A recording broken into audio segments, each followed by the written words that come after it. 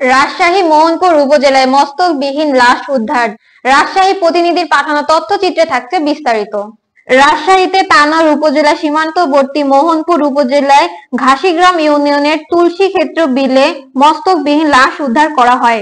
এ সময় উপস্থিত ছিলেন স্থানীয় জনগণ ও প্রশাসন এবং স্থানীয় বাসিন্দারা।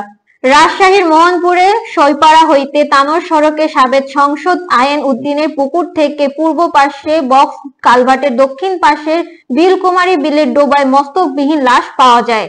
খবর পেয়ে ঘটনাস্থলে মোহনপুর থানা পুলিশের টিম লাশটি উদ্ধারে কাজ করেছেন। ধারণা করা যাচ্ছে গত ৯ মার্চ রাতে নিজ জমিতে পানি সেচ দিতে গিয়ে নিখোঁজ আলতাফ। তার পারিবারিক সূত্রে জানা যায়, গত ৯ মার্চ রবিবার আলতাফ রাতে নিজ ফসলি জমিতে পানি সেচ দিতে গিয়ে নিখোঁজ হন।